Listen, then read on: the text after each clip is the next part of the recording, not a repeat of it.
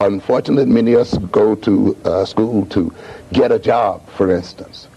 We don't perceive it as a part of a massive effort to attain control and mastery of our situation, and ultimately to outdo the European. You see, one of the major problems we have as a people is, and one of the major functions, let us say, of Eurocentric psychology and sociology and history and so forth, has been to convince non-white people of the invincibility of white people, to convince us that the white man is not capable of being defeated, that he cannot assume his minority position in the world as he is. This being the case then, and it has made us then think, well, we have to accommodate him. We have to get along with him. No, he's going to, we have to live with them because they are in control and so forth. Well, that leads to a type of attitude toward learning that means that you are not going to try to outlearn him, outthink him, outmaneuver him, you see. So if you're going for mastery, you see, then the knowledge becomes very important, and you see it as a tool for advancing your own power interests in the world.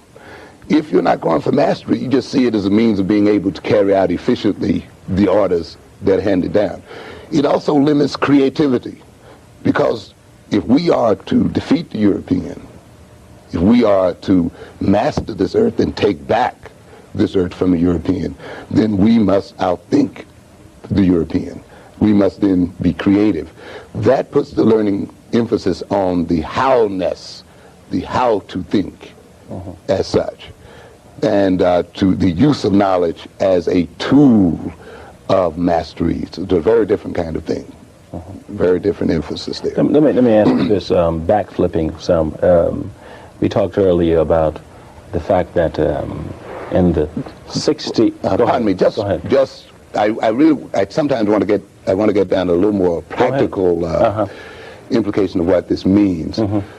As a result, you see, of the control and the paternalism of Europeans over black people, you see, the other thing that we must recognize, even if the European becomes good and nice and accepts us and so forth, the fact that he would still be in control creates what we might call a benevolent paternalism, which still to a degree helps to maintain this passive mode of thinking, this passive mode of knowledge. Now, when you get into the classroom, you see a child then that wants to be told what the answers are instead of how the answer can be attained. For instance, sometimes in my class, I give an exam, and we're looking at the results of the exam. And the first question you would get sometimes is, well, what is the answer to so-and-so and so-and-so? And I had to say, look, you must find that answer yourself and dig it up. The emphasis is quite often then on memorizing the answer. So therefore, reasoning as a tool for finding the answer is thrown out as such. And the child then is handicapped in that if he has not memorized the answer, then he fails the exam because he either knows the answer or does not know the answer. You get what we call one-shot thinking. You say, I'll shoot and guess at the answer. Quite often it gets into a kind of thinking that depends upon personal feelings. Often I find in my classroom, which is predominantly black, sometimes that I have to get the students to separate personal feelings and hunches from dealing with a problem as a problem that is susceptible to reason, not as a problem that has an emotional attachment to it as such. But you see, when you remove reason and sequential thinking and active attacking of a problem as the mode of approach, then the person is thrown back on memorizing, on guessing, on going with impulses, and on being unsystematic in their approach to knowledge, upon waiting for someone else to give the answer. So what you see quite often with the black child in the classroom is somewhat of a miniature reflection of the orientation of black adults to white people. For instance, to a great extent, black people look at Reagan as some kind of white daddy, and we see this kind of business, please, in a sense, Daddy Reagan, don't do this, or we're waiting for Daddy Kennedy to come back into the White House. And rarely do we hear a discussion about what are we as black adults going to do to solve our problem. You see, this is communicated to our children, and it's communicated in a way that they too wait for the answer. Blacks think that we've been misled by our leadership, for instance. They think that we can consume our way into equality, and sees equality as an equality of materials. So if I have the same car as a white person, if I have the same house as a white person, you know, a similar job, then I'm equal. But you cannot consume yourself into equality. You must produce yourself into equality, and you move into equality and beyond by productive thinking. Because as long as you're consuming knowledge or you're consuming materials, the guy who is giving it to you or selling it to you is producing at the same time, which means that you never catch up with him because he's always 2 or 3 steps ahead of you. To a good extent, many of our students go into schools, college as well as secondary levels, consuming, and their minds are not being developed to produce the true means by which they will accomplish equality. Everything else is sham. Well, there you have it. Dr. Amos Wilson, his message supporting Neely Fuller's message about the utilization of historical information. But I like where he took it, because we're at war. War is a competition. That's literally what it is, a competition between nations for dominance. And because we're at war, as Dr. Amos Wilson said, we have to compete on every level in every area of human activity. We have to compete with white people. We have to be better. We have to be the greatest versions of ourselves. We have to work together. We have to not just be dominated. We can't just be passive people. We can't just be dociles. We can't just be citizens. We can't just be here for continue to be a labor class. We can't just be people who just want to feel good about our situation. And the compensatory code, there's a part, especially in the economic section, there's a part where Neely Fuller is talking about you can own everything you want. As a black person in America, you can own everything you want. But because you are oppressed, because you're in a subservient position, everything you own is still owned by the people who gave it to you. Because think about the means that you have to go through to be able to get what you need. You still have to go through the dominant society.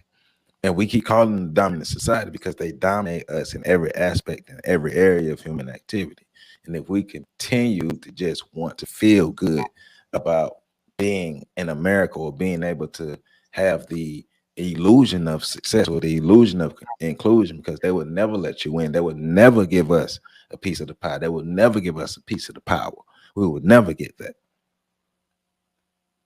So you got to be real with yourself. Go ahead, Pat, because when it was closing off, you was into it. I know Amos Wilson is your guy, so go ahead. Yeah, Amos Wilson is my guy. I mean, I've seen one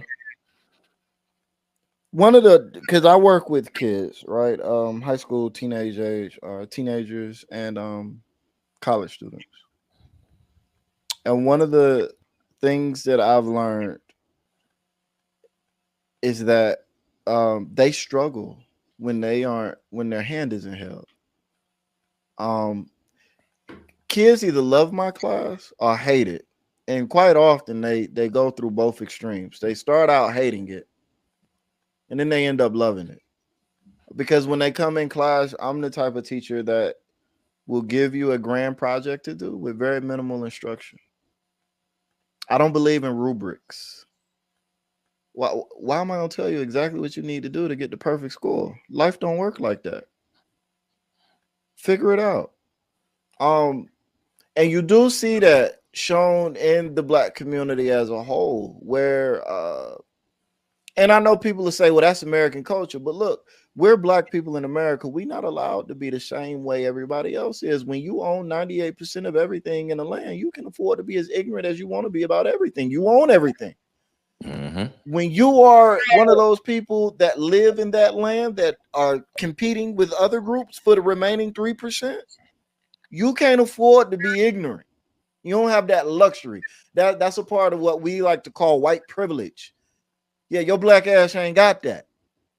So we can't afford to raise our kids to process information and think about the way the world works the same way they do. And then you get into the competitive nature of, what you guys were talking about, about the need to compete, the need to build, the need to see the world differently, see a need, feel a need, build something that fills that need, and then compete. We're in an era now where people don't even want to compete to be in a relationship.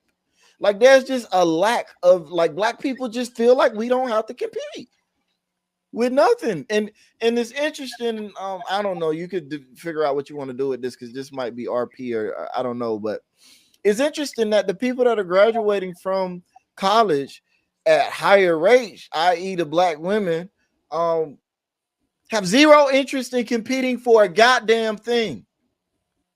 But these are the people that are supposed to be on the front line of these competitions that are going to change the way our community works and processes. That is what college is supposed to be doing.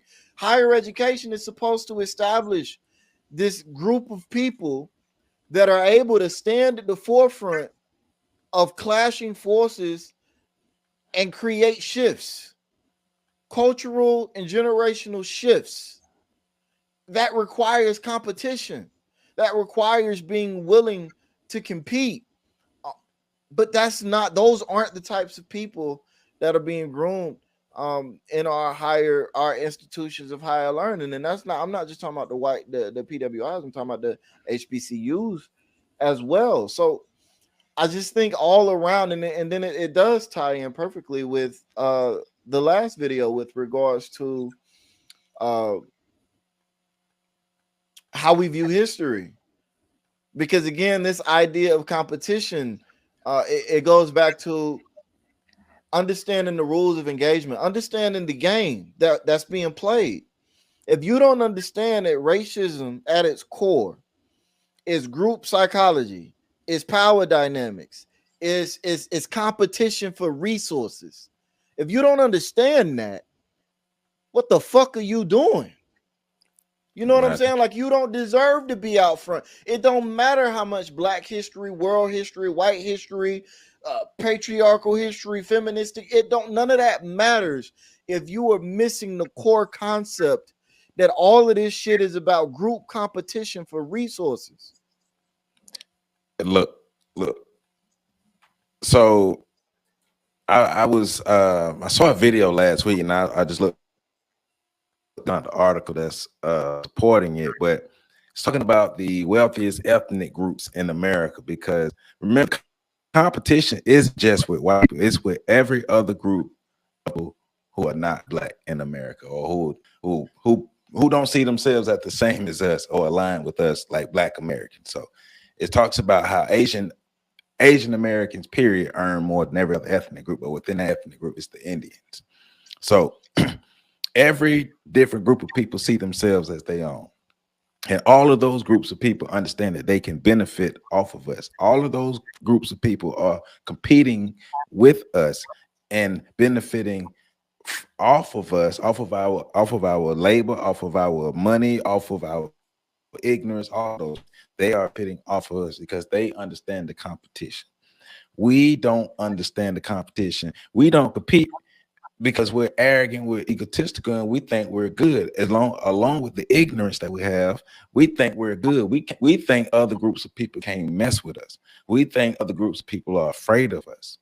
But then we complain about setting up in our community, making money off us. That should let you know that they're not afraid of us. And you can feel like you're good all you want. You can feel like just because you're black, and I think that's another hindrance from the history, is we look at the history and we try to live off the accomplishments and the glory of those in the past, and we feel like that's how we are now. We feel like we're still good now, and we're not good.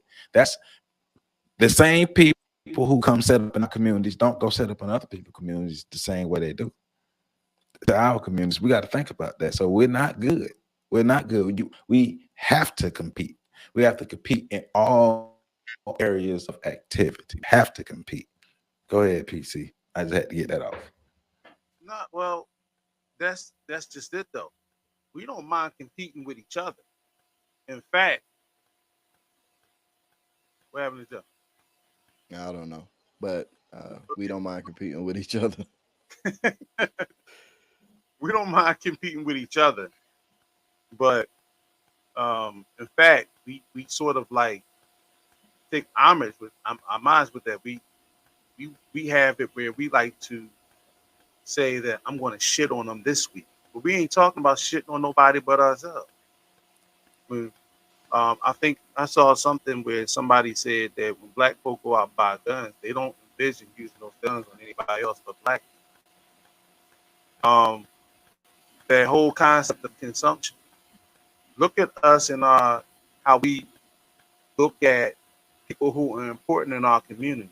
Typically, it's by whoever can buy what, whoever can consume the most material products, right? Whether it's the so-called car, somebody, all it takes is for somebody to drive down your block with a car that people don't feel as though they should be able to have, and now all of a sudden, that person even becomes enemy number one. I don't want to support their business. I'm not. It used to be back in the day, and I'm about to date myself. I'm not buying that person's Cadillac. I am not putting. So you can't even have a black business thrive in the black community, but for so long, we don't see each other as complementary, and that includes relationships. Now the women are competing with the men, and when you hear the conversations going, as if and you touched on it before, Pat. So I'm not going to do too much because I already know how in the Black nationalist and Pan African circle, you really can't say too much about our women and their behavior. You get blacklisted like Shahrazad Ali for the next 30 years. So, um, but we have this thing where we really, the only competition we have is for proximity. So you'll have people talking about, well, we have this many academic degrees. This particular fraternity has this many lawyers, but no law firms. You have all the collective cooperation. It doesn't exist in the black community, but everybody else practices it. They've partnered up with the different agencies of the dominant power structure, the white power structure, to profit off of black people. They make their money in black neighborhoods. I once put out a meme, and it's been stolen and it's going viral all over Facebook. But if you've seen this meme, it came off of my page.